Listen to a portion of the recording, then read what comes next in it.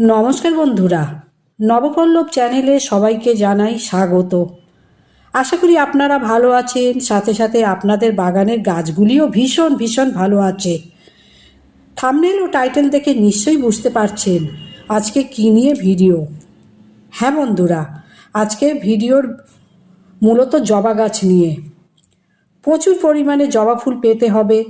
গ্রীষ্মকালে দেশি জবা হোক বা পুনে ব্যাঙ্গালোর বা যে কোনো জবা গাছ প্রচুর প্রচুর ফুল ফোটাতে হবে এবং আপনাদের বাগানকে ফুলে ফুলে ভরিয়ে রাখতে হবে।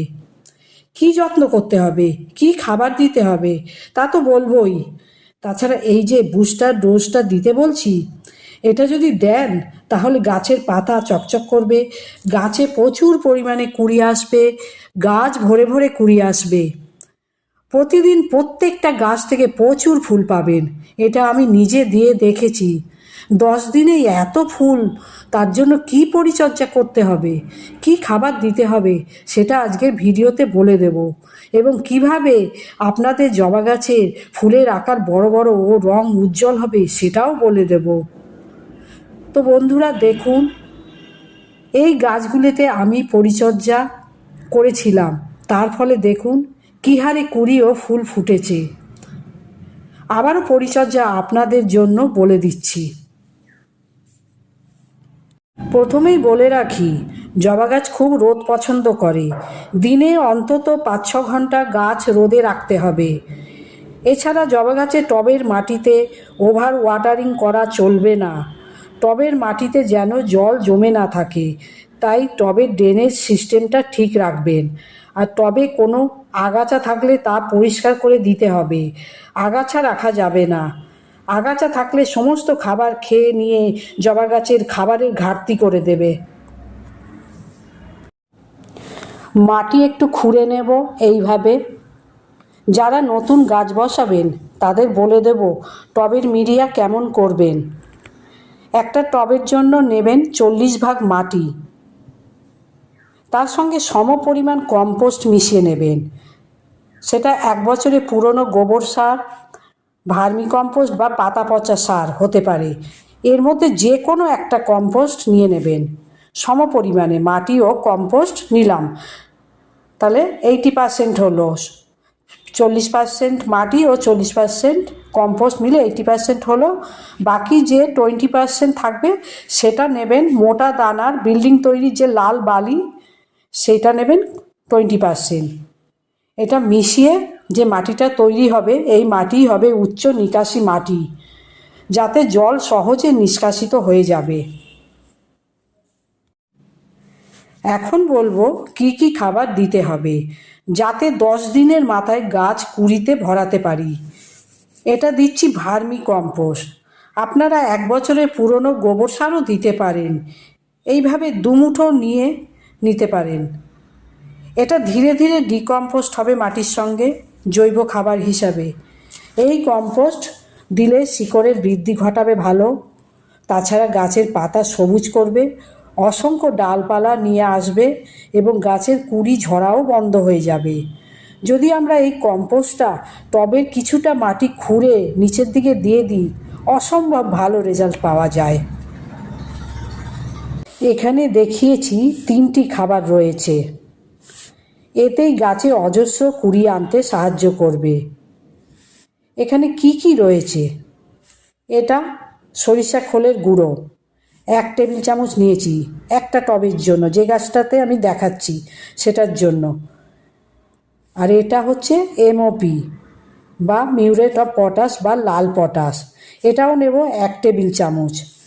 আর এটা হচ্ছে লেদার মিল বা লেদার কুচি, চামড়া কুচি, এটা দারুণ রেজাল্ট দেয়। এটা নেবেন 1/2 টেবিল চামচ। এই লেদার মিল ফার্টিলাইজার এর দোকানে বা অনলাইন থেকে সংগ্রহ করতে পারেন। এর সঙ্গে মিশিয়ে দেবেন 1 টেবিল চামচ খাবার কফি পাউডার। কফি পাউডার মাটিটাকে অম্ল করবে। আম্লিক মাটি জবা গাছ ভীষণ পছন্দ করে। মাটি ক্ষারীয় হয়ে গেলে গাছে সেভাবে ফুল আসে না ও গাছের বৃদ্ধিও ভালো হয় না। তাই মাটির pH লেভেল মেনটেন করতে গেলে আপনাকে কফি পাউডার দিতেই হবে। খুব ভালো করে খাবারগুলোকে মিশিয়ে নিতে হবে, যতটা পারবেন ভালো করে মিশিয়ে নেবেন, কারণ এই ম্যাজিক্যাল খাবারটা আপনাকে দুর্দান্ত রেজাল্ট দিয়ে দেবে। এটা একটা টবে ব্যবহার করেই দেখুন তার ফলাফল কি হয়। 10 দিনের মাথায় আপনার গাছে কুঁড়ি আসতে বাধ্য। তবে এর পাশাপাশি জলের ব্যাপারটা ঠিক রাখতে হবে। ওভার ওয়াটারিং নয়, আগেই বলেছি। মাটি যেন সবসময় হালকা ময়েশ্চার থাকে, সেদিকেও খেয়াল রাখতে হবে। গাছ ফুল সানলাইটে গাছ রাখবেন। আপনার বাড়িতে যেখানে সর্বোচ্চ রোদ পড়ে এমন জায়গায় জবা গাছের টব রাখবেন, দেখবেন কেমন রেজাল্ট পান। খাবার দেবার পর অবশ্যই জল দেবেন। খাবার দেবার পর কয়েকদিনের মধ্যে গাছে যখন কচি কচি পাতা বের হয় তখন আবার পোকার উপদ্রব হয়।